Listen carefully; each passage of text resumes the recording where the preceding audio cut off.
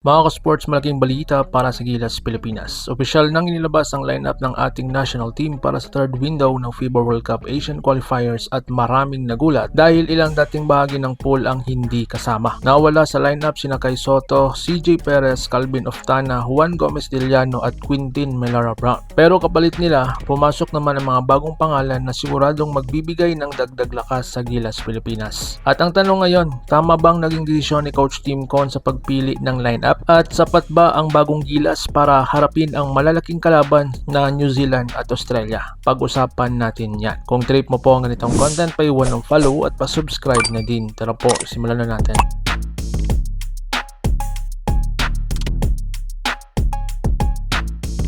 Sa bagong Gilas lineup, makikita natin ang kombinasyon ng experience, size at versatility. Kasama pa rin ang core players ng national team kagaya ni Justin Brownlee, Junmar Fajardo, AJ Idu, Kevin Kiambao, Carl Tamayo, Dwight Ramos, Chris Newsome at Scotty Thompson. Pero ang malaking balita ay ang pagpasok ng mga bagong pangalan. Unang-una ay si RJ Abariantos. Matapos maging best player of the conference sa PBA, nakuha niya ang pagkakataon na muling magsuot ng Gilas jersey. Malaking tulong ang kanyang shooting, ball handling at pagiging creative guard lalo na sa international game. Kasama rin si Troy Rosario na isang veteranong big man na may experience sa maraming laban sa Gilas. Dagdag din ang rookie sensation na si Justin Baltazar, isang malaking katawan na kayang lumaban sa rebounding at physicality ng mga kalaban. At syempre malaking usapan ang pagpasok din ni Mike Phillips. Dahil matapos ang kanyang reclassification bilang local player ng FIBA, makakalaro siya bilang local sa Gilas. Hindi na bago si Mike Phillips sa national team dahil nagkaroon na siya ng international experience noon at nakita na rin ni Coach Tim Cone ang kanyang potensyal. So ang tanong ngayon, kulang ba ang shooter ng Gilas? Pero may mga fans naman na nagtatanong bakit hindi na isama si Jordan Hadding dahil alam naman natin na isa siya sa mga kilalang 3-point shooters. Pero kung titingnan ang sitwasyon, posibleng naging priority ni Coach Tim Cone ang dagdag laki at depensa. Dahil ang haharapin ng Gilas ay hindi ordinaryong kalaban. Magkakaharap nila ang New Zealand na kilala sa kanilang physicality at height. At susunod naman ang Australia Boomers na isa sa pinakamalalakas na basketball program sa mundo. Kaya maaaring ang naging plano ng coaching staff ay palakasin muna ang frontline. So dito naman tayo kay Kai Soto. Samantala mga ka-sports, malaking tanong pa rin kung bakit wala si Kai Ju sa lineup. May mga lumalabas na impormasyon na posibleng may pinagkakabalahan si Kai sa kanyang basketball future sa labas ng bansa. May mga usapan tungkol sa posibilidad ng NBA Summer League o iba pang opportunity overseas. Pero hanggang wala pang official announcement mula kay Kai Soto